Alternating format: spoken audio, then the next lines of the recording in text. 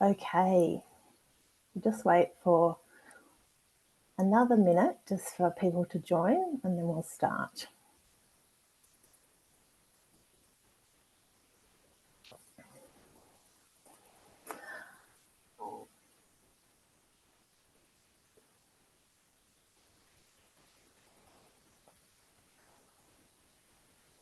Okay, perhaps we'll start. Hello everybody and welcome to you all. Thank you for joining us today for the webinar Rethinking Social Protection and Climate Change, the implications of social protection or climate change for social protection policy and programming in the Asia Pacific region.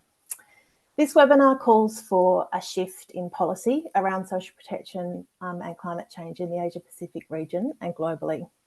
The objective of the webinar is to hear about and reflect on the findings of a report prepared for the Australian Department of Foreign Affairs and Trade by Cecilia Costella and Anna McCord of the Climate Change and Social Protection Research Initiative, which will be published this month and available on DFAT's Social Protection Publications page. The webinar today is an opportunity to consider and reflect on the socio-economic challenges and social protection needs likely to arise from climate change in the Asia Pacific region. It will also outline and illustrate the potential functions that social protection could play to build resilience and respond to climate change in our region. As well, the expected challenges to current social protection practice that changing climate needs will engender will also be discussed. My name is Jackie Powell. I work at the Australian Department of Foreign Affairs and Trade with the Social Protection Development Advisory Services section, and I will be your moderator for today, for the webinar today. So to begin, I wish to acknowledge the first Australians, past and present, as traditional custodians of the land on which many of us are meeting today. I wish to acknowledge and respect their continuing culture and the contribution they make to the life of this region. I would also like to acknowledge and welcome other Aboriginal and Torres Strait Islander people who may be attending today's event. We have 2 sign language interpreters working with us today, and live captioning is also available through the platform. The video for the sign language interpreter will always be spotlighted, and to see the live captions, you'll need to click on the close captions button to make the caption visible along the bottom of your screen. I will also pause between each presenter so that the sign language interpreters and live captioning can catch up. If you have any questions about these functions, please post them in the chat, and our team at socialprotection.org will help to resolve those questions for you. Please also note that the webinar will be recorded today and that the slide presentations will be shared on the socialprotection.org website after today. I'd like to also take this opportunity to introduce you to 2 people who are in the background as the team at socialprotection.org who are hosting the webinar for us today, Fabiana and Fernanda. Socialprotection.org are a wonderful group of professionals who are made up of a team of wonderful group of professionals who make this global social protection platform possible. And I'd just like to say thank you very much on behalf of DFAT's social protection team and our network. Okay, so moving to the speakers, we have a number of speakers today. We're very fortunate to have Sayanti Sengupta presenting for us today. Sayanti is a technical advisor at the Red Crescent Climate Centre and advisor to CCASP, the Climate Change and Social Protection Research Initiative, and an independent consultant in the poverty and inequality practice. Sayanti has stepped in today to present on behalf of Cecilia Costella, who, with Anna McCord, co-authored the Asia Pacific CASP report. Sayanti, with Cecilia, organised the first big ideas meeting in London in 2020 with social protection and climate change experts, which aim to bring these 2 sectors together and inspire people to take a long-term perspective on the role of social protection in relation to climate change. And are also participated in this big ideas meeting, which indirectly contributed to the genesis of this report. So it's really nice to have them both here today. Anna will be our second speaker. Anna is the co-founder and lead of the Climate Change and Social Protection Research Initiative, CCASP. She is an independent consultant in poverty and inequality practice and a senior research associate of ODI. We will then hear from two discussants from the Australian Department of Foreign Affairs and Trade, Peter Elder from our Climate Resilience and Finance branch, and Lisa Hannigan, our Senior Advisor for Social Protection at DFAT, followed by some time for a question and answers session, which I will moderate with the help of my colleague, Felicity O'Brien. Just a couple of points on Lisa and Peter, from who are our two speakers from DFAT. Peter Elder is with the Climate Diplomacy and Development Finance Division. With DFAT, he has extensive experience in multilateral climate change fora, where he has represented Australia and earlier the UK to help advance climate change responses and sustainable development. In recent years, his work has focused on the challenge of scaling climate finance and supporting climate resilient development programming. We also have Lisa Hannigan, who is our Senior Advisor for Social Protection at DFAT. Lisa leads a team on social protection, of which I'm a member, that provides technical support across the Indo-Pacific to DFAT country programs, develops policy and builds capacity within the Department on Social Protection. Her team supports knowledge generation and dissemination in under-researched areas to ensure policy and programming decisions are underpinned by evidence. Lisa and Felicity O'Brien in our team, with Abigail Bakker previously, have been instrumental in progressing this report, which we really do hope will continue to help us to identify opportunities to integrate climate change into DFAT's social protection agenda. The findings and recommendations that will be presented today are the result of consultations with social protection and climate change partners across the region, and those are consultations that Cecilia and Anna led. And we really see this as very much the beginning of our work in this area, and we very much look forward to continuing to work with you all to identify opportunities to strengthen collaboration between the climate change and social protection sectors in the Asia Pacific region. So before I move to the presentations, I'd just like to introduce you to the question and answer box. So while you're listening, if you could start to share questions in the Q&A box, that would be fabulous. And we ask that you share your name and organisation, and if your question is directed to a specific speaker, and also if you need to provide context around your question, if it's in relation to a particular point that was made during the presentations, please just also flag that.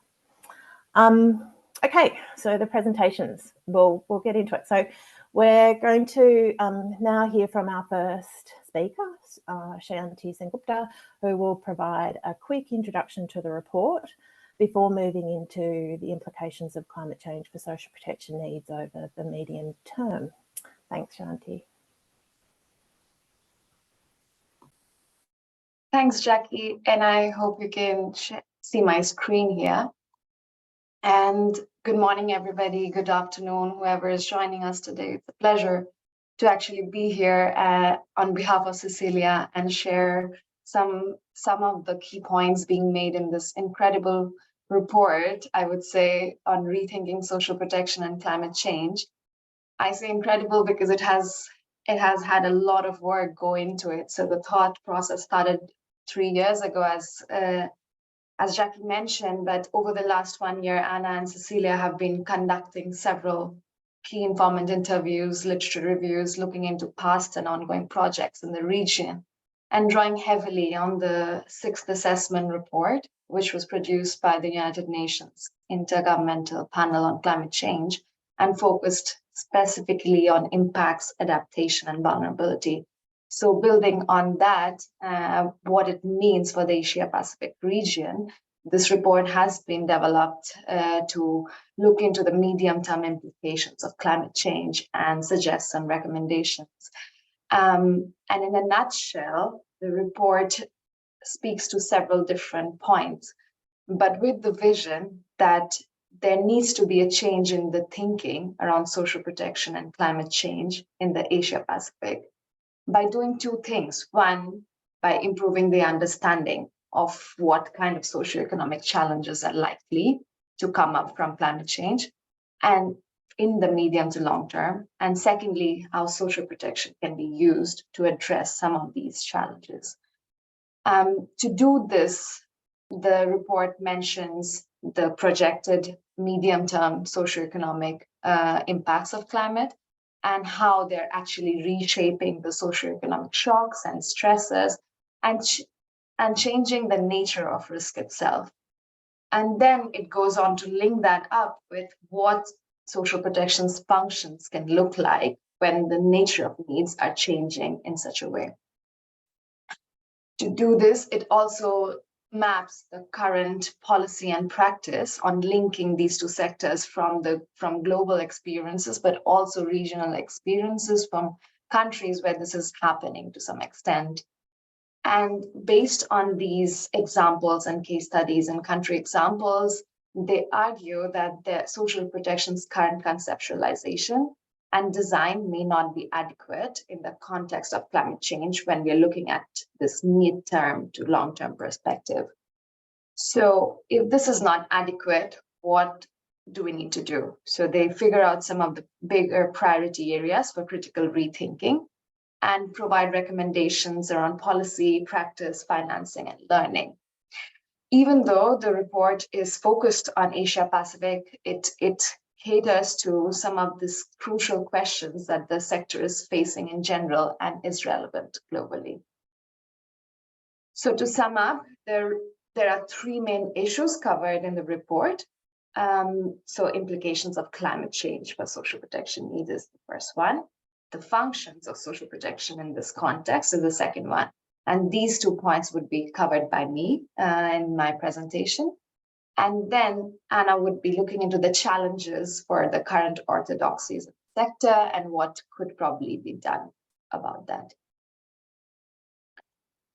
So we already know that climate change is impacting the Asia Pacific region substantially. And these impacts are expected to intensify quite significantly, even under optimistic warming scenarios. So the negative climate impacts are resulting in compounding shocks and stresses, which can lead to significant social, economic, and political disruptions. We know that many of these countries are quite exposed and people are vulnerable to climate change because of their high dependence on agriculture and clustering of significant populations and infrastructures in coastal regions. The region has experienced average temperature increases, sea level rise, and a shift towards more variable precipitation patterns. So all of these together is having compounding impacts, and we do not exactly know the detailed time frame and the location of these impacts, but we know this is happening in the region and is likely to intensify. So this then has, of course, different implications for how the economies are shaped up or have been shaped up. Labor market patterns, the availability of labor and the supply of labor will undergo changes. There will be health-related challenges, and access to basic resources for several sections of the population who are still dependent on primary resources would be under question, bringing in a question for livelihoods as well. So what we are seeing is that there will be a reshaping of the socioeconomic risks people face. So this will not only deepen the poverty and vulnerability, but it will also increase the existing risks while creating new ones, especially for those who are already marginalized. So we tend to understand that different groups have differential vulnerabilities and needs, and this will be affected differently in a scenario where risks are intensifying and changing.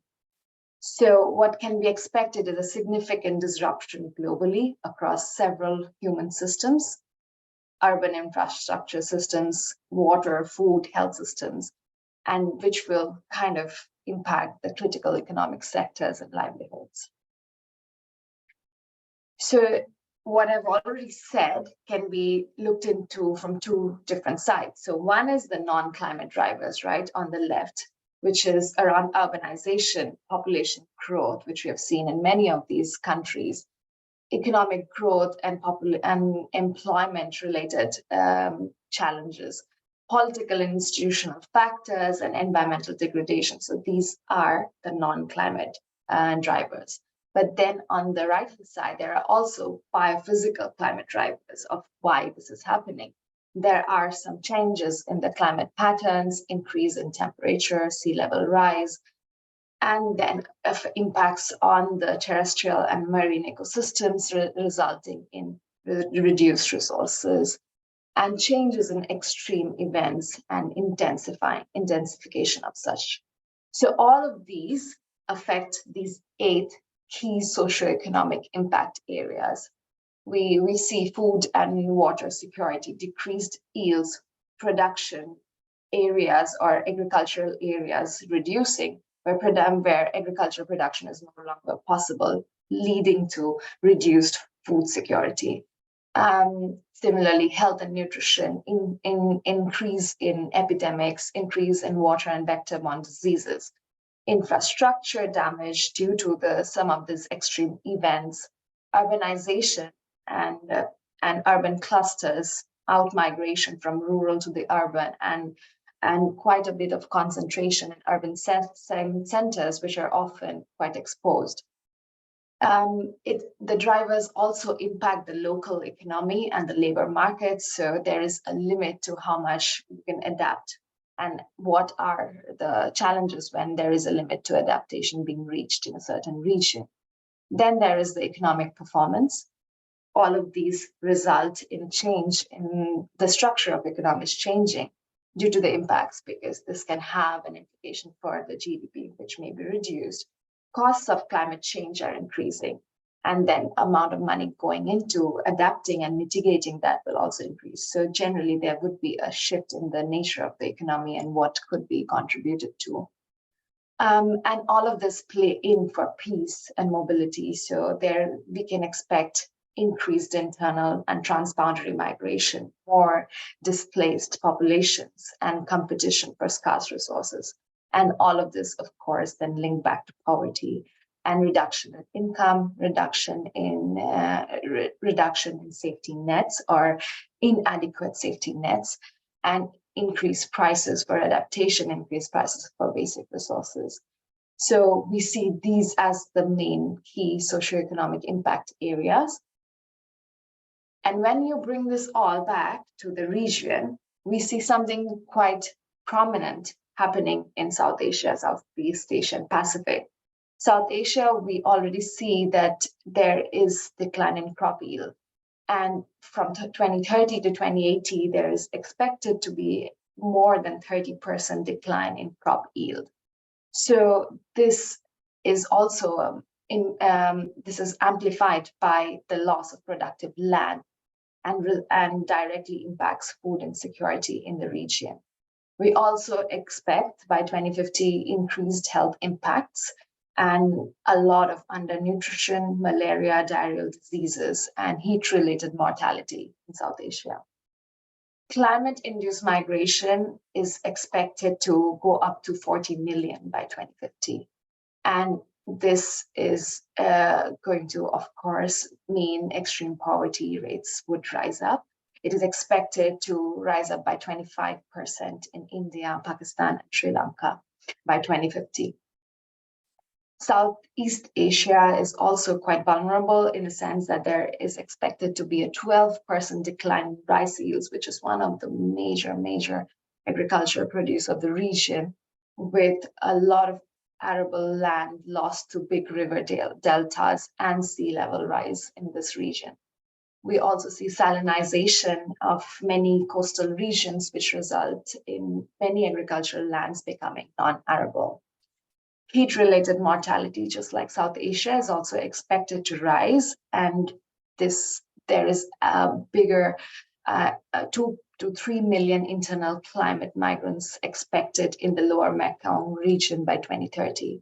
So the main poverty driver, however, for Southeast Asia particularly is supposed to be the health-related impacts and the out-of-pocket expenditures that it will have for people in the region who may not be covered by universal healthcare yet.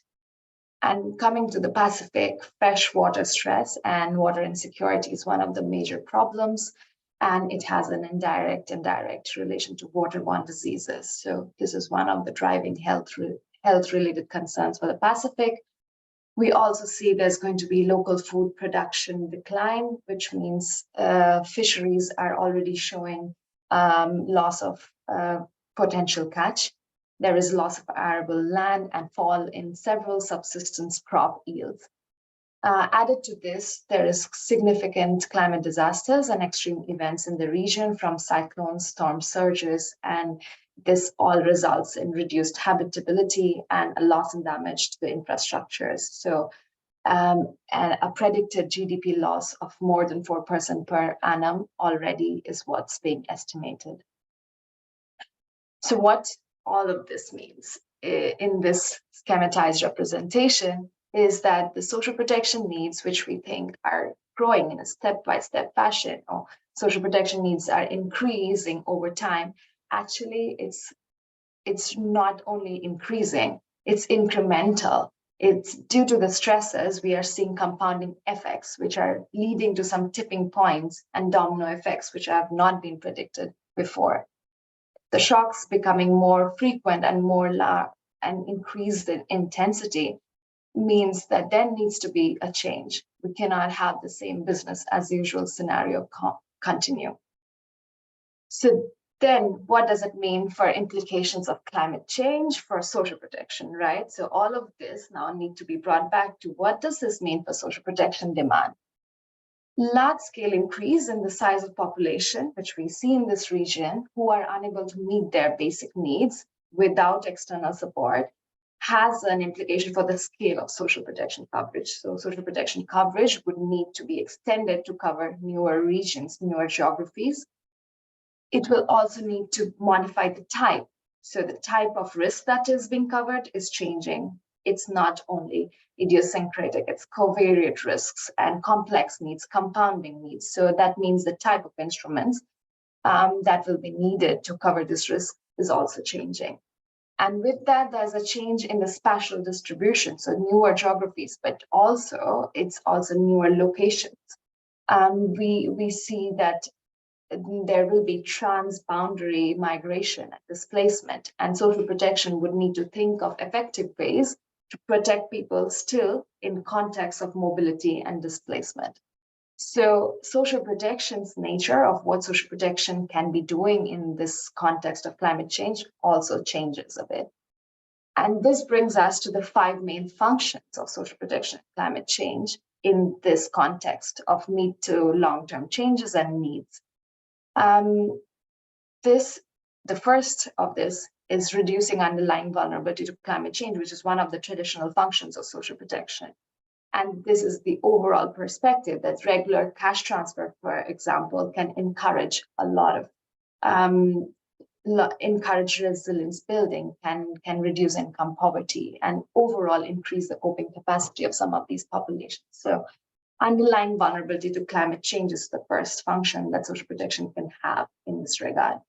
The second is responding to climate shocks and disasters. So cushioning the impacts of these increasing frequency of shocks. And this can be in the form of cash for work or cash top-ups to compensate for the lost days of work due to some of these climate shocks, for instance. Or the third function, for example, could be the negative welfare impacts that several climate transition policies in different countries will have are being offset. So this could look like subsidies for populations who are severely affected due to rise in prices, or for enabling them to purchase renewable energy sources and options, for example. And the fourth function could be facilitating and enabling climate change adaptation options. So this means that cash plus, for example, cash plus components, which promote income diversification, skill trainings, and so on, and promote adaptive behaviors, can also be encouraged through social protection. And finally, the fifth function could be in contributing to reduce greenhouse gas emissions and carbon sequestration. So we see several programs in social protection which focus on public works, which can have direct soil management, forest conservation, and so on components, but also payment for ecosystem services and several other conservation programs which can directly contribute to this. So coming to my last slide and handing over to Anna in a second, this is already happening in some places, right? So we know that this is some of this we have heard. We have adaptive social protection, we have shock responsive social protection, and several other anticipatory actions through social protection coming up and linking social protection and climate. But we still see that there's limited operationalization in a midterm, long-term thinking timescale. There are only a very few large-scale programs, and generally the approach is so far tweaking, adapting here, adjusting there, but not really rethinking several of how we design and implement programs. Short time frames is what we also see in the Asia-Pacific region, and so similar innovations, options, and experiences are seen in the region. But they're not really connected to each other, and we're not yet learning from each other's experiences as much we should. Coverage remains small, and limited evaluation and learning being fed back. So to actually tackle that gap, Anna will show what are the challenges and what can be some of the recommendations. I'll stop there. Anna, over to you.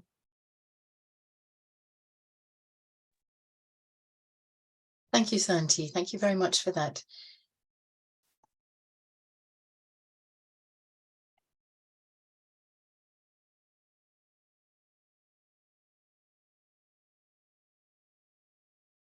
Are you able to see my screen? Yes. Excellent, thank you.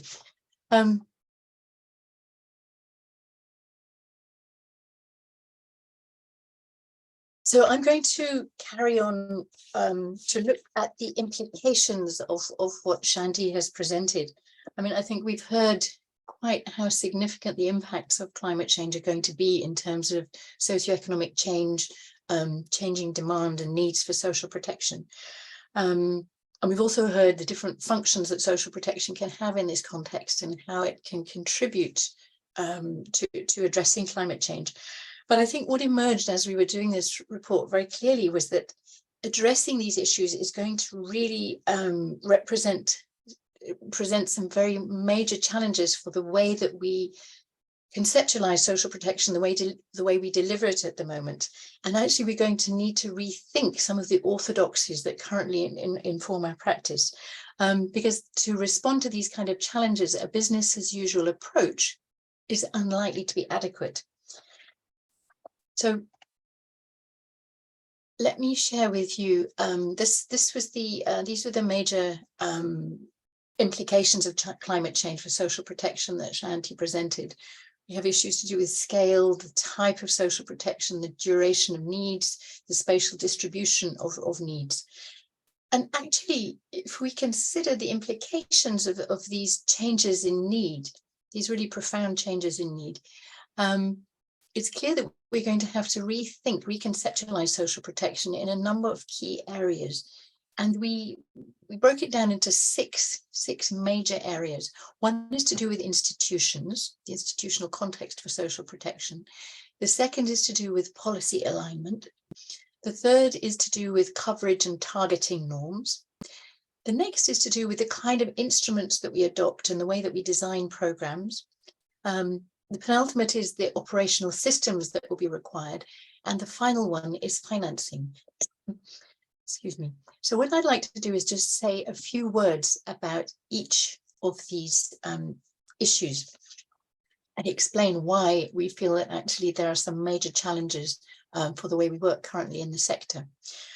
If we look first of all at institutions and mandates, it seems clear that the current arrangement that we have of sovereign and international mandates in terms of institutions, rights frameworks, are unlikely to be adequate to deliver the kind of social protection, the scale of social protection that will be required to respond to this this major socio-economic disruption and labour market disruption that we're likely to see. It's clear that the bilateral and multilateral context is one which is challenging, and agencies are already struggling to deliver adequate social protection. So the question is, would the existing multi and bilateral establishment be adequate to support the kind of changes that we need to see and the kind of provision we need? And I think the other issue to consider at national level is that many governments are already struggling to provide adequate social protection. I mean, in the region, we know how low coverage levels are, particularly in low and middle income countries. But if we add climate-induced internal migration and international transboundary migration into the picture, we may well find that needs vastly exceed the administrative and fiscal capacity of national institutions. So we have to be thinking about the way that we can respond to this challenge, because it may not be that assuming that national governments can take on responsibility for responding to these needs is still a good assumption to make. So what do we need to consider in this area? Well, I think essentially we need to consider revising the international architecture, the institutional architecture, and the rights framework. So really, we need to be looking at that and seeing how adequate that is to govern the kind of needs that we're anticipating. We need to think about the adequacy of existing institutions engaged in social protection provision and disaster response. And we need to do that both at a national level and an international level. And we need to think about the adequacy of the existing rights framework. Will the current architecture be sufficient to govern the provision of future needs? And we need to also think about the allocation of mandates to deliver on the right to social security between national governments, host countries, international agencies. This really needs to be explored. The other major issue that we need to think about that I know Australia is already addressing in some measure, and I think Peter's going to say more about this, is the question of welfare portability. Because I think it's clear that we need to formalize institutional frameworks for transboundary provision, because this is going to be a major characteristic of poverty needs in the coming decades. So we need to be thinking about developing regional frameworks for social protection provision and the governance of that provision, which extend beyond national boundaries. And finally, I mean, I think the other key area is the consolidation of activities of the multilateral agencies, INGOs, government entities currently operating in the social protection and humanitarian sectors. And I think there's already a well-developed discourse looking at the current inefficiencies of the way that we have this fragmented system. And so there will be an urgency to address that in the coming years as resources are constrained and needs increase. So there's many more issues, but I just wanted to give you a flavour of the key challenges that we need to be thinking about in terms of institutions and mandates. The second major issue is really one of policy alignment. And here, the challenge is that we saw very clearly that national social protection policy isn't yet directly informed by climate sector analysis or recognition of the magnitude of the changing needs that Sayanti outlined. And we see this division between the climate sectors in government and the social protection sectors. And also the potential contribution of social protection to climate change management isn't yet understood among climate actors. So the misalignment and the missed opportunity to collaborate is very strong in both directions. And what we see is that there's a potential for social protection to be used to contribute to climate response policies, but that alignment isn't yet in place. And in fact, what's needed is more than just integration between climate and social protection sectors, but we also need to accommodate industrial policy, environmental policy, energy policy, agricultural policy, because those will inform both the needs for social protection, but also how it could be used to contribute to the climate-related objectives in those sectors. And And I think when we're looking at policy integration, the other issue is the need for regional social protection, a regional social protection policy response, which would include these transnational issues that we'd spoken about earlier. And I think finally, the other major reason that policy alignment is so essential and is a gap, that there's a gap relating to it, is that I think it's not well understood that climate change is going to engender quite major, as well as socio-economic disruption, political disruption, social destabilization. And I think the role of social protection in contributing to these kind of objectives hasn't yet been well understood, although historically it's been used many times at points of economic dislocation. And so I think that's the other area where we need to look at policy alignment, aligning social protection and social and stability objectives. So essentially what we need to be thinking about is ensuring that national policy, regional and international social protection policy is informed by an understanding of climate change and the associated poverty scenarios. And we need to promote the alignment with national climate policy priorities. We need to integrate social protection with disaster risk management, food security, livelihoods, poverty reduction, labour market, climate change mitigation, and just transition policies. I mean, it's very clear that social protection will be critical to address the labour market impacts of the just transition, the green transition, that the introduction of carbon pricing is going to have an impact, major impact on poverty. And in order to compensate these, we need to look at how we can use social protection as a tool. And that will require policy alignment, which extends into these other sectors of government, including, as I said, labour markets and industrial policy. And then the policy alignment needs to accommodate transboundary provision. We need to be looking at regional and cross-country provision. And I think we need to be looking at how we use social protection as part of a strategic investment to maintain stability. So there's a number of areas where policy alignment is not yet in place. And I think there's not a good understanding of how social protection can contribute to these different areas, but actually it could play a really major role. So those are the kind of issues we need to be thinking about there, both at a national, regional, and international levels.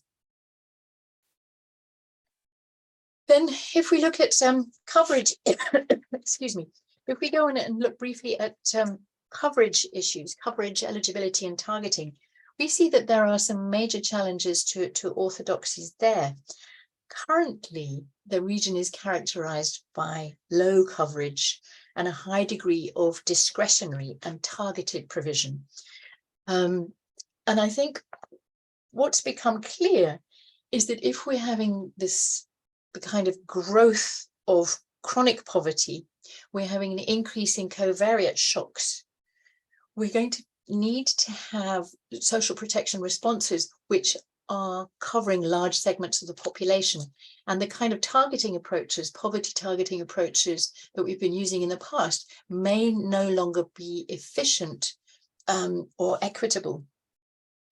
So the other issue is that those affected by climate shocks and stresses may not be traditional social protection beneficiaries.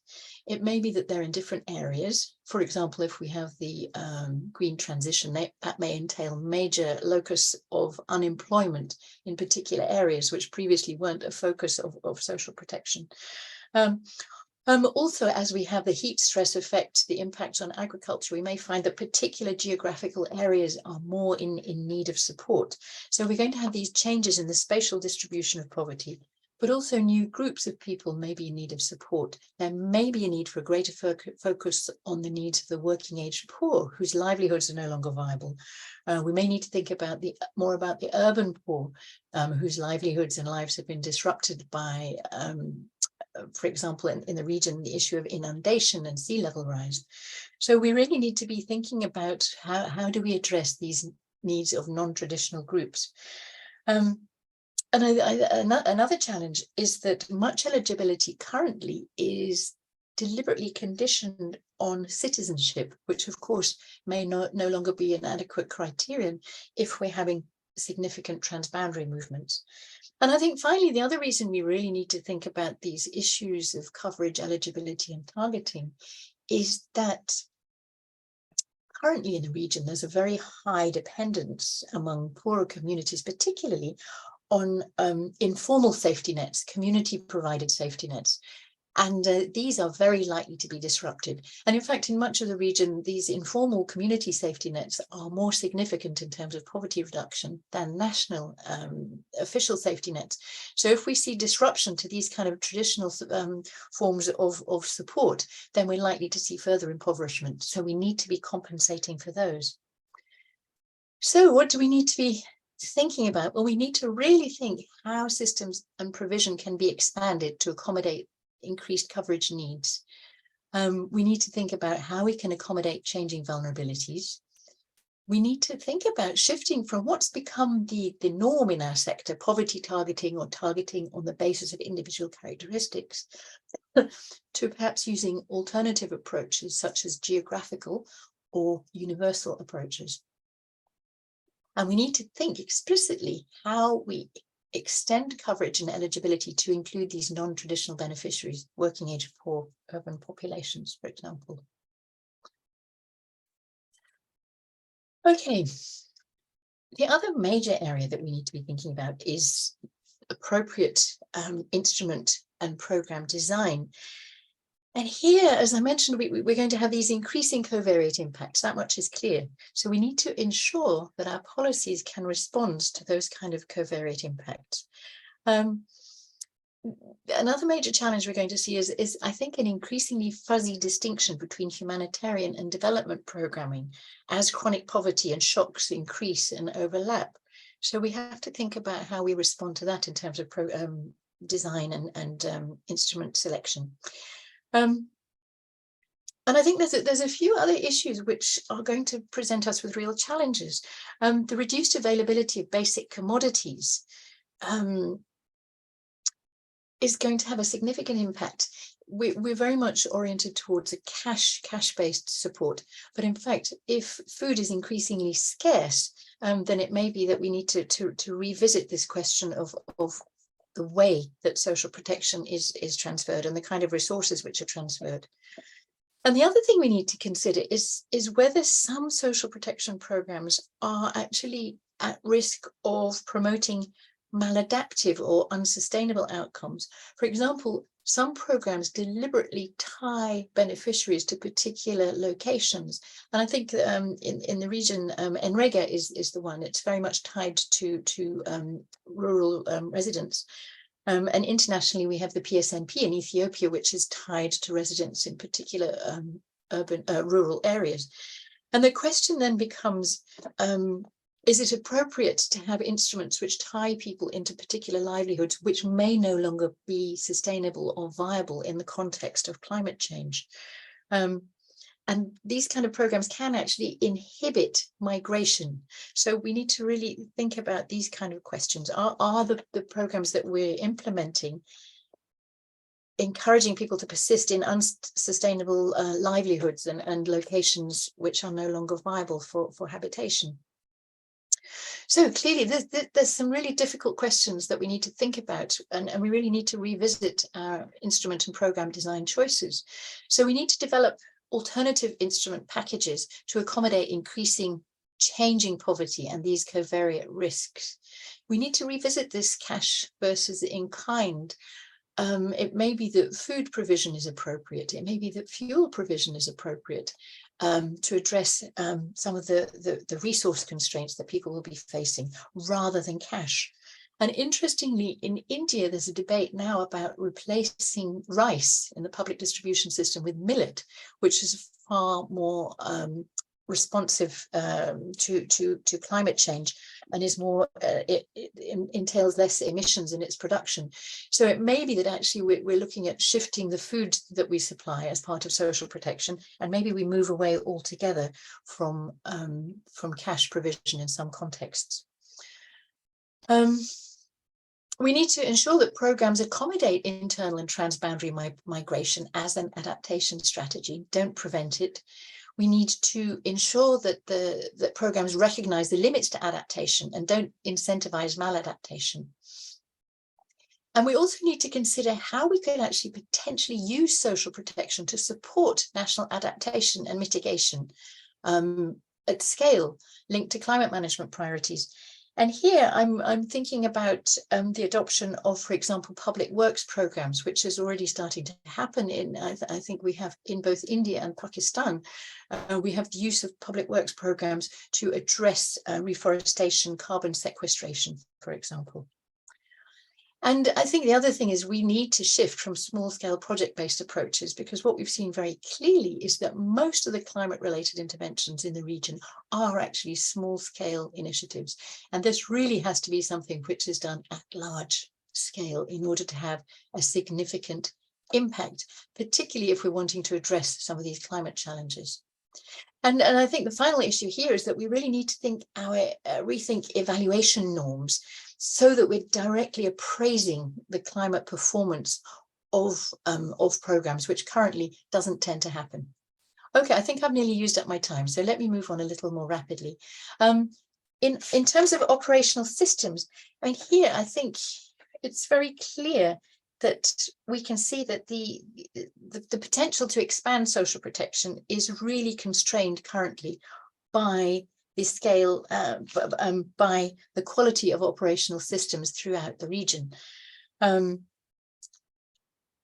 And we need to really think about developing the essential operating systems, including things like national ID, national registry, and payment delivery systems, which will enable large-scale provision and accommodate whole populations. So we need to be thinking about these kind of questions when we develop operational systems. And critically, we need to invest in interoperable systems with a cross-boundary, cross-border functionality. In terms of financing, I mean, we have a real challenge, because we have massively increasing need in the coming decades. That's very clear. But at the same time, there are going to be resource constraints for the reasons that Sayanti outlined. The resources available for domestic financing for social protection are going to be significantly constrained as climate makes increasing demands on the fiscus. And at the same time, negative impacts on GDP in developing countries is likely to really constrain the ODA available for social protection. And another issue is that we have this inefficiency of multiple different financing pools currently, which is highly complex and inefficient, with high opportunity costs for governments. So we have many challenges. And the other issue is that the current focus on pooled risk and insurance-based approaches may be problematic in a context where you have this increase in large-scale covariate risks and increasing frequency of shocks. So the viability of the kind of approaches that we're adopting at the moment may be called into question. So what do we need to be thinking about? Well, I think one key thing is we need to really increase sector spending efficiencies. We need to rationalize the funds that are available, and we need to ensure that the resources that are available are effectively spent. We need to accelerate the integration and consolidation of humanitarian crisis response and social protection financing. And we need to really interrogate this issue of the sustainability of insurance-based financing. We need to reconsider also the viability of contributory social protection and domestic financing, because both of these could be adversely impacted by the kind of economic impacts that we're likely to see. And finally, we need to really explore alternative financing models and ensure that the climate funds which are available accommodate social protection provision. And we need to develop long-term financing models to accommodate these changing climate needs. Okay, so let's just summarize the challenges. I think we heard from Sayanti that climate change is going to profoundly reshape socioeconomic risks and increase the need for social protection. To date, strategic integration of social protection in climate sectors remains low, and the medium-term climate risks, which are only 10, 20 years ahead of us, are not yet integrated into the discourse. So in order to address this, what we will really need is investment in programmatic and strategic innovations and reconsideration of many of the orthodoxies that currently shape the sector. And I think I'll leave it there. Thank you very much. Thank you so much, Anna and Shanti. That was a very impressive presentation. I'm now going to pass over to Peter Elder, who is the Director for Climate and Development Integration at DFAT, and he's going to provide his reflection on these challenges and what he sees as the potential linkages between climate and social protection. Over to you, Peter. Thanks, Jackie, and hi everyone on the webinar. Just begin by adding my own acknowledgement to Jackie's earlier one to First Nations peoples in Australia and elsewhere attending today's meeting. I'd also like to genuinely start with a welcome for the report and acknowledgement that the work of the authors have done with all of their inputs over the last 3 years. I didn't realize it was, the genesis of this started such a long time ago, but it has come together quite magnificently and produced a really compelling report on one slice, but a very important slice of our responses to the escalating sort of contemporary climate impacts that we face. I welcome the report because I think it's important. I also think it's incredibly timely at a point where there's an escalating and rapidly compounding series of climate impacts, where we've got international, national, domestic, community-based pressure to respond in ways that will, help keep our countries, our communities, safe, and secure, and prosperous. And there is a continuing need for up-to-date contemporary knowledge in this field. So the report provides all of that. I'm particularly delighted that DFAT was able to support the development of the report, and also proud that we are putting it out into the public domain along with today's discussion and the presentation materials, because I think we need, given the scale of the challenges addressed in the last two presentations, we really need a global community to come together and contribute to next steps on this. So a very, very important and timely report. I won't go into sort of too much repetitive detail, but a good place to start, as I think Shanti did, was to just go back to the what we know, what the picture of climate change is looking like. And the last IPCC report, AR6, is probably the best available science on this. It's deep, it's detailed, it's dense, it's difficult to unpack, but it is clear that we are facing escalating climate impacts, various climate impacts, and the fact that they are increasingly compounding in ways that even 5 years ago were not really anticipated. And I think starting with the science as the basis for our considerations can never be underestimated. It's critical, because if we don't have a good, robust evidence base for our next steps, we have very little. We can have very little confidence that those steps will, respond to the actual the challenges. So. The climate impacts themselves are a very important part of this picture. We see those globally. We see different impacts in different regions, which are driving response measures into communities in ways that we sort of are barely able to keep up with. So the science is important. The other, of course, consequential shift that's happening at the same time is the economic and energy transition to sort of clean energy and away from our industrial base for the last 100 and so years, which itself is driving significant changes at community levels, is challenging orthodoxies around income and livelihoods. And again, these together with the day-to-day realities of the climate impacts are causing us to really stop and reconsider across the policy and programming space whether our current approaches are meeting the needs or fit for the challenge. And I think we can all agree that they aren't, and again, they need to do better.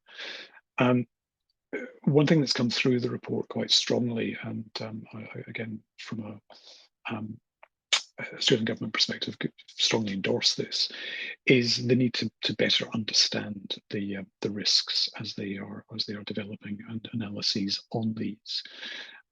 So more effort at the outset to ensure that we properly, as best as we can, are reviewing all risk information. We're reviewing climate data, we're looking at weather data, we're looking at population data, health outcomes, food and crop production and yield, etc., etc. All of these analyses really need to come together and continue to inform the risk picture that we're trying to address. So an informed response really is critical as we proceed to devise policies and programs for a contemporary climate impacted world. And this report is a response to that analysis. One thing that sort of has come through quite a bit is the cross-sectoral impacts that climate change is having on our, I think it was orthodoxies was the word that Anna used. The Australian government, since the last election, has elevated quite significantly the consideration of climate across the policy and programming space, domestically as well as internationally, I should add. And I think we need to approach our considerations from this point on, shaking our perhaps traditional thinking that climate was another sector that needed responding to in the way that we had a health sector, education sector, governance, infrastructure, etc. Climate is sitting above and cutting through all of these. And if you look, for instance, at the Australian government's recently published new international development policy, you'll see clearly that the approach that we've taken in our approach to international development is to lift climate above a traditional sector approach in recognition that climate impacts and the economic and energy impacts that flow from those are affecting across all sectors of the development assistance program. Climate, I think it's only if we address climate in every one of these areas that we can hope to actually deliver climate resilient, sustainable development outcomes. So one takeaway from this for me is very much to strengthen the thinking around climate resilient development rather than climate change being a sector that we need to address discreetly alongside other development challenges. Briefly, just on the new aid international development policy and framework, we've put at the heart of that essentially three things that will now govern the development of our development responses. The consideration of risk, which I mentioned earlier. In particular, the alignment of our responses with our country partners' own national development plans, national adaptation plans, to ensure the greater alignment across the policy and programming space, which is something also the report calls for. And also we've set a goal to ensure that over the life of the development policy, we will have climate clearly identified as an objective across, I think, up to 80% of all new significant ODA investments. So that's not to say that 80% of our international development assistance will be climate programs, but rather it's to emphasize that alignment and the cross-cutting nature of climate across health development programming, education development programming, infrastructure development programming. So one way that we're trying through policy programming responses to deliver some of what the report has identified. I just wanted to briefly mention, of course, there's much in the report and much we've heard already today that applies just as much to in a developed country setting as it does in a developing country setting. Within Australia, you know, an economy that has since you know, beginning of the 20th century been, in fact earlier, heavily reliant on extractive industries, has been fueled by fossil fuels, and has an economy structured around that, with employment structured around that. We're seeing significant shifts domestically now as we not only respond to climate impacts, you know, increasing bushfires in particular in this country, but also the economic shifts that responses to climate are having on communities within Australia.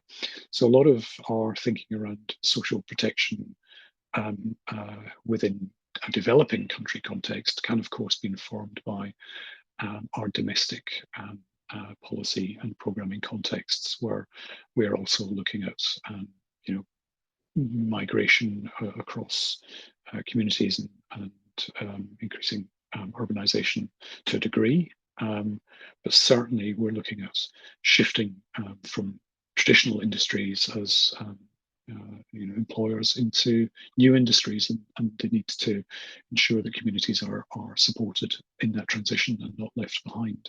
So there's a lot we can draw from our domestic experience that will help as we partner in our developing country contexts. Regionally, I think you'll have perhaps recently seen there was a meeting of the Pacific Island Forum leaders, where there was a large focus on the impacts that climate was having across the region, within countries and within communities. And there were a number of announcements and initiatives launched that would seek to address some of those. We can talk a bit more about those in the Q&A perhaps. Southeast Asia presents a slightly different picture, I suppose, from Australia's central position in the region, where there's a greater emphasis on whole of economy, economic and energy transition. So the impacts that transition is having are different to the sort of impacts we're seeing from climate in the Pacific, and therefore the responses need to be different, and that includes the social protection responses. So I again endorse the comments in the report about context-specific and needs-based responses that are fit for purpose and within the countries and communities concerned. Globally, of course, the United Nations Framework Convention on Climate Change and its annual gathering at COPs continues to focus on many of the challenges around adequacy of finance, provision of support to countries with facing significant climate impacts and also economic challenges. One of the major outcomes from last year is the recognition on the need to reassess what is known in the UN as the loss and damage mechanisms, and the need to consider funding arrangements, including the development of a global fund for loss and damage responses in developing countries. Australia has been heavily involved in those discussions for the last 12 months, has been on a small committee of countries looking at the design of a global fund, which hopefully will come to some fruition with a decision taken at this year's COP in just a couple of weeks' time. but also, just to pick up on one of the sort of later points in Anna's presentation, we need to be very conscious that one size will not fit all, and large global responses can be slow, can be cumbersome, and are not often as amenable to specific contexts as more regional, more country-based, and indeed more local-based responses for social protection, humanitarian response, and the like. So we'll continue to keep an eye across all of those aspects as we consider climate and social protection responses.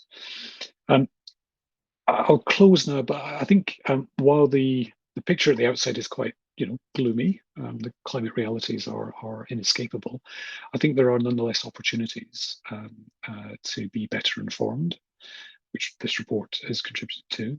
There are opportunities for us to continue to better align our responses nationally, internationally, regionally.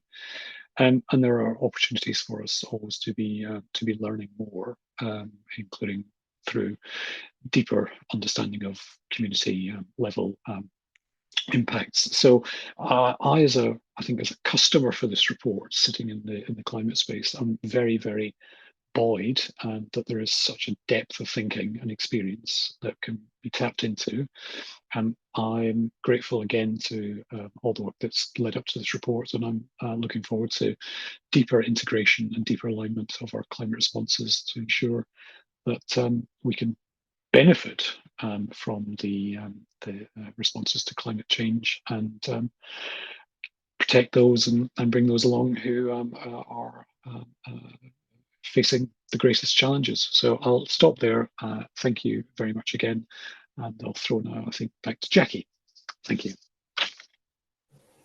Thank you very much, Peter, for those reflections. It's just so great to know that already this report is being seen as useful. So we're very thankful that you're able to join and that you're able to provide those reflections. Thank you. Okay, so we are going to hear now from our last speaker, discussant. But before we do that, could people start thinking about questions or reflections in the for the Q&A box, and start posting them if you have questions or comments. Okay, so now over to Lisa Hannigan, who is our Senior Advisor for Social Protection at DFAT, for her reflections on potential linkages between social protection and climate change. Thanks, Lisa. Thanks, Jackie. Can I just check that you can see a slide there? Yeah, we can. Or at the beginning of a slide. Yep, great. Yeah, and thanks, Jackie. Thanks, Anna and Shanti. They've given us a lot to absorb, and great reflections there, Peter. It is so clear that the impacts of climate change are going to create enormous need, and social protection systems have to step up to adequately address this. So while I hope that there's some people joining today who are coming to this from the climate space, because we're hosting this on socialprotection.org, I'm assuming that the bulk of the audience is coming from the social protection angle. So I thought what might be useful to reflect on is what resonates more or less with my social protection colleagues and me from this work. So that's the angle that I'll be taking here in some quick reflections, because it's not like we're not all talking about shocks and adaptive social protection and shock responsive social protection, anticipatory action at all. We are talking about this all the time. There's adaptive social protection strategies that are being developed across the whole region. Every social protection conference that we're all going to has it on the agenda. It had a huge boost during the pandemic. COVID really clearly demonstrated to all of us what a large piece in the puzzle social protection could be when countries had to reach people in need quickly. Those countries with social protection systems did better than those without. countries that weren't really focused on social protection during COVID, or just hadn't used their social protection system to respond to the big shocks, now not only are talking about social protection in that language, but they're talking about shock responsive social protection, adaptive social protection. So then the question is, surely if we have systems to cover, social protection systems to cover people in normal times, as well as to be able to cover these crises, does it really matter what sort of shock it is? It could be a fuel price rise, another pandemic, a climate-related cyclone, volcano, whatever. I mean, if the systems are there, we will be set. And I think this is the value of Anna and Cecilia's work, because the answer is, unfortunately, if we don't intentionally and adequately incorporate climate concerns, the systems are not going to be fit for purpose. People will not be able to adequately cover their needs. So as someone who's working on social protection in the region, I find the summary of the functions of social protection for climate change that was presented just before by Shanti, this one, to be really useful, of way of conceptualizing the intersections. So not all functions will be relevant in every country in our region, but they're hugely helpful when we're trying to think about it. On first one, on the reducing vulnerability, most countries in our region have programs for normal times, but there are massive gaps in that in the social protection floor. We have a few countries in our region with no formal social protection systems at all, and many that just are covering a subset of the population. And sometimes when the programs do exist, the benefit levels are too low to really put a dent in poverty. So across the Asia-Pacific region, I think it's fair to say we are quite underdone here, especially if poverty rates are going to rise. So this function, definitely relevant across the region. The second one, we're talking about coping with climate-related risks before and after fast and slow onset shocks. Prior to COVID, we had Fiji, Tonga, Philippines in our region that already used their social protection systems to respond to shocks. COVID then sped this along for other countries, but it would also be fair to say that in nearly every country that's focusing on this ability to cope with shocks in the region, it really is still a work in progress. And the focus remains much more on the rapid onset shocks rather than the slow. So again, for this one, essential work for all of the countries and very relevant across the region. We're seeing a really promising role in the region for the third one, with social protection helping people to navigate climate policies. I mean, obviously, this is really clear maybe for a country like Indonesia that will be transitioning out of more high emissions industries.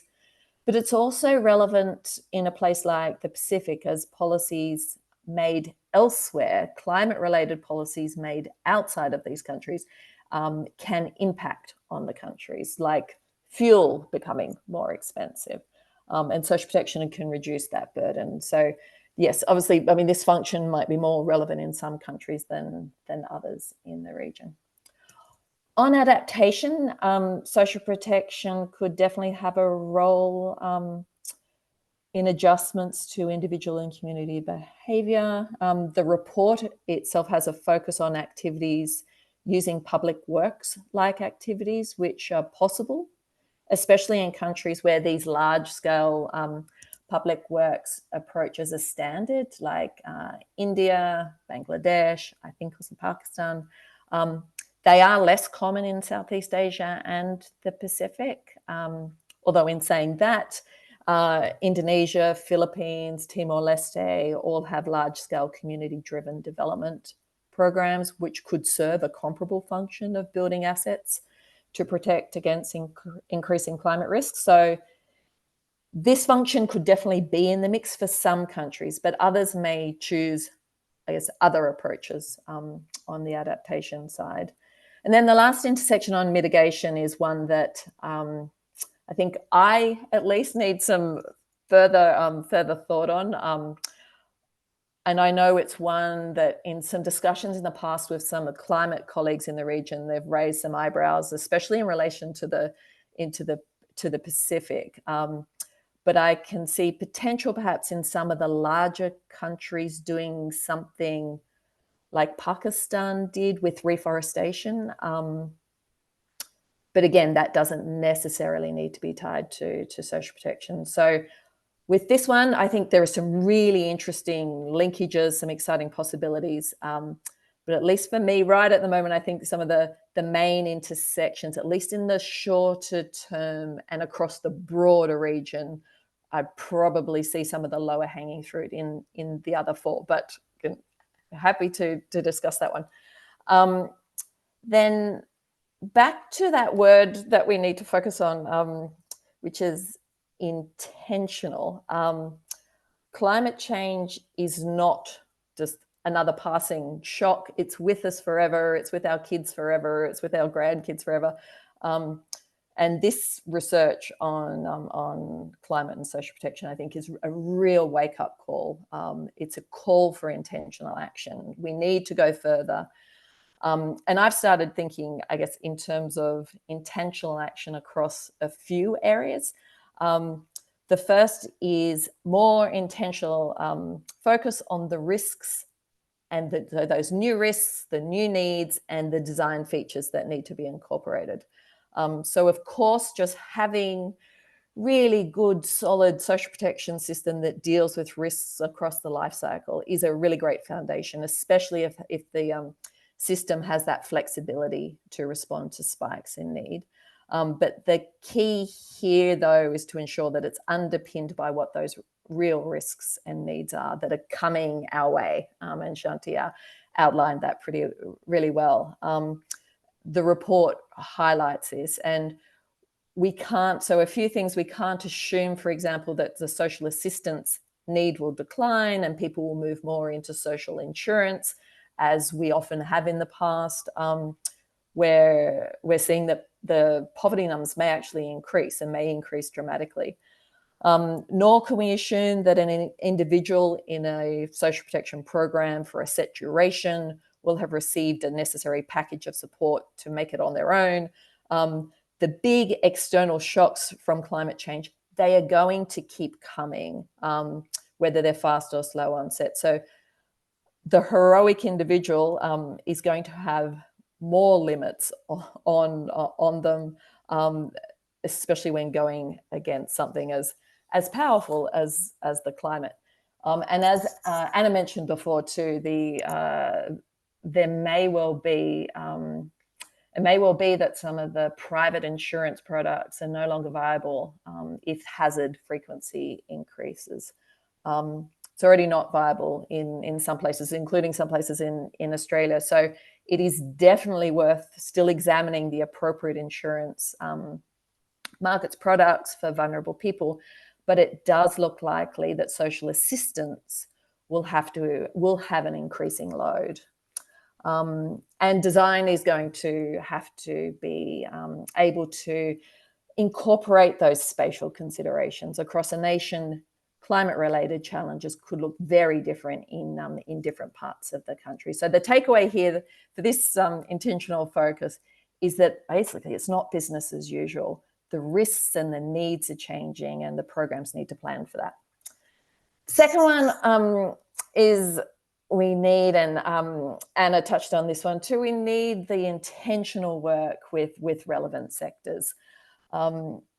Climate responsive social protection is a multi-sectoral endeavor, and like all multi-sectoral work, it's kind of almost impossible. Not quite, but it's going to be really, really challenging.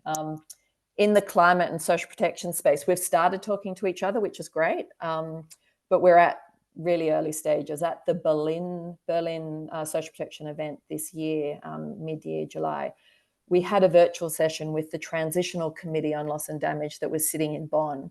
And not many of the social protection people in the Berlin venue understood the work of the Transitional Committee. and not many in the committee knew much about social protection, and certainly not more sort of shock responsive climate sensitive social protection. So that was an incredibly useful session to bring these two worlds together, but a first step. But I think, as Anna said too, it's not just about bringing these two sectors together. At a global workshop before COVID, where we brought together the humanitarian actors and the social protection actors, the facilitators had to stop the workshop, and we had to spend a couple of hours on defining terms, because we realized the two groups we didn't understand each other. We were using all these different acronyms, and we had to pause to ensure that we were speaking the same language. And we know now that social protection is a really big piece of the humanitarian puzzle, but we are still in the early stages of incorporating that into humanitarian good practice. So definitely a work in progress, but as well as climate, humanitarian, we also need to strategically include the other highly relevant sectors, DRR, food security, labour.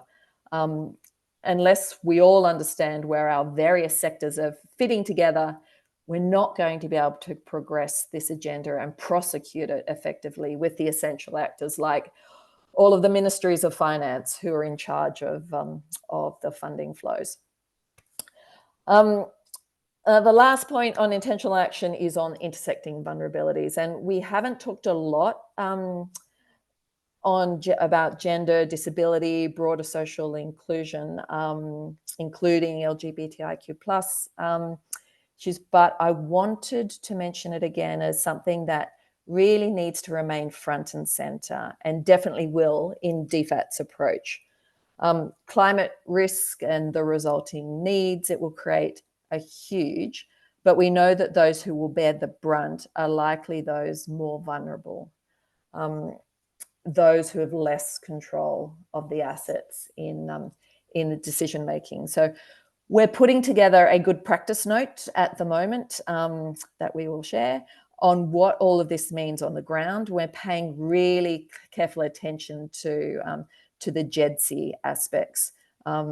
We all know that old adage that hazards remain hazards until they intersect with a vulnerable population.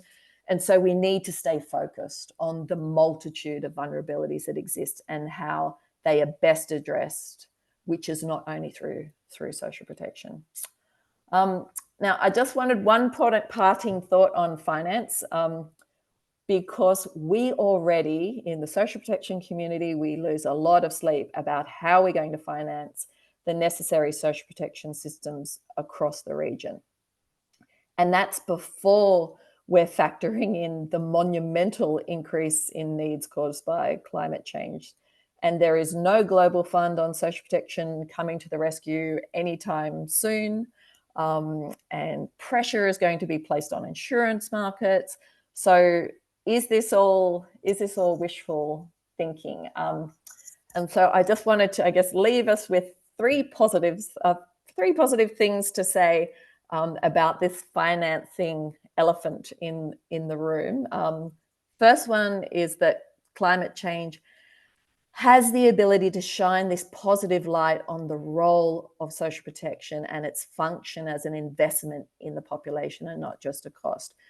We saw a huge upswing in the understanding on the role of social protection during COVID. So the understanding of it amongst those who hold the purse strings will likely improve because of the exposure to it during the climate conversations. Second positive reflection is that climate finance itself is a new stream that can be tapped into to build the necessary systems as the awareness of social protection's core role increases. And just as that existence of such financing mechanisms can increase the motivation to build social protection systems, it has the potential to speed then the establishment and the expansion of social protection. So that's enough from me. I'd encourage you to think of everything actually that we've heard today as a starting point. Some things are going to resonate more than others. It's a toe in the water of promoting understanding, including within DFAT. We very much intend to stay closely engaged on this issue as our understanding of it develops and deepens. Over. Thank you. Okay, thank you. Thank you, Lisa. And thank you for the sign language interpreters for running that simultaneously through all of those presentations. You've done an amazing job. Okay, so we are now going to move into a very short question and answer session. We don't have a huge amount of time. What I would like to propose is firstly asking a question to Anna and Peter, which is, what do you see as being the main challenges for integrating social protection objectives with climate adaptation and mitigation objectives? And linked to that, there was a question in the Q&A, which is around a question directly to you, Anna, about unpacking a little bit more the statement that climate change challenges rights frameworks, human rights frameworks for social protection. And then perhaps, Sayanti, if you want to get ready to answer a question on the poverty measures and the fact that they don't incorporate socio-economic impacts of climate change, and whether there are some examples that you'd like to highlight in the region, in the Asia Pacific region, on integrating those impacts into poverty measures. Okay, we'll start with those for now, and we'll see how we go. Thank you very much, Jackie. Peter, shall I start, and then you can continue? Jackie, you asked the question about the main challenges for integrating social protection with climate adaptation and mitigation objectives. And I think the key challenge is to promote an understanding of what the role of social protection can be and how social protection can contribute to adaptation and mitigation. So I think that's part of it, understanding what social protection can do, and that's those sort of functions that Lisa was talking about.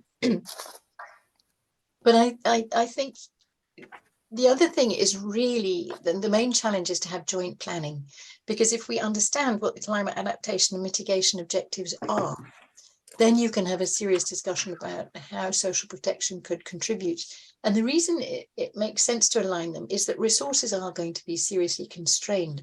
So if we can adopt a policy objective which not only addresses the poverty impact, but also contributes to mitigation, then that's a rational and efficient kind of response. And here, maybe the kind of programs we're thinking about could be state employment programs. So you actually mobilize your displaced labor, displaced by climate impacts, in order to address mitigation and adaptation objectives. So here you're trying to hit two birds with one stone, because I think the period of having social protection, which is implemented separately from other sectoral objectives, is probably coming to an end, because we are going to be so resource constrained. So it's looking at how those two policies can be integrated. So getting that discussion going, I think, is probably the priority. I'd say that was my answer. But Peter, I'd love to hear your thoughts on that from the climate side. Yeah, thanks, Anna, and I'm nodding furiously as you were talking there. I think, I mean, there are two aspects, and this slightly ties back to Lisa, when you came to that fifth aspect of social protection as a mitigation tool, where it is harder, I think, to sort of see that playing through. I think in adaptation, it's possibly a little simpler, but the challenges still exist, where social protection is part of a response sort of mindset. Something's happened, we need to adapt. Social protection is for non social protection experts or for policymakers or decision makers. That's an easier flow through. in a way that I think more anticipatory social protection is less obvious. But I think if we design mitigation responses that include anticipatory social protection measures, so reskilling of employee cohorts, or consideration of support for new industries and bringing communities along with them. For instance, if there's a social protection element as part of a mitigation program, I think you just bake it in at the beginning. But I think it's harder to sort of conceive of that in our current frameworks. Again, though, one of the challenges is just it's not clear always what the impacts of some of our adaptation challenges and responses are, and there is a very real risk that if we don't fully sort of analyze these, that we can lead to the sort of maladaptation that was touched on earlier. The challenges are all addressed by just sort of deeper thinking, stronger communication across sort of sectoral responders, and aligning our policy programming responses. So there are challenges, but I think they, with this report, not least, can be addressed. Thanks. It's 7, so shall I still have? I think go quickly, if that's okay. Socialprotection.org conveners, can we just have another 5 to 10 minutes? Let's just assume we can. Shanti. Okay, I would just take 1 minute. I have given some examples in the chat, but one of the examples I wanted to highlight is Indonesia, which is currently creating integrated social registry working across different ministries. So in the Ministry of Disaster Management, the Environmental Ministry, the Ministry of Labor, and they're also doing something called an adaptive social protection roadmap.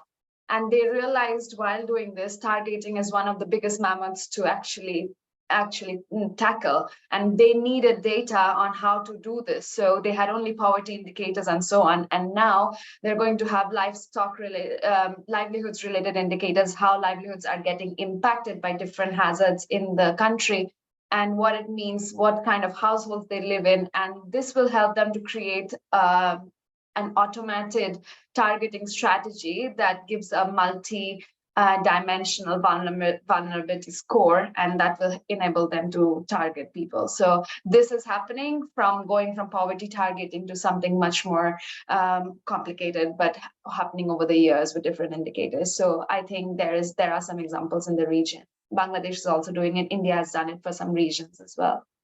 Thanks. I'll stop there. Shanti, thank you very much. And I'm not sure we still have Anna, actually. We may have lost her. I think I just got a message, we may have lost her. But I just wanted to close. And as I close, I wanted to thank you all so much for joining. And a special thanks to our presenters, Shanti and Anna, who have had to get up very early so that we could hold this webinar in an Asia Pacific friendly time. Thanks to our discussants, Peter and Lisa, and thanks to all of you for your questions and your engagement. We will follow up with the questions that you have posted and make sure that you have answers to those. And we look forward to continuing to engage with you all as we navigate the intersections of climate change and social protection.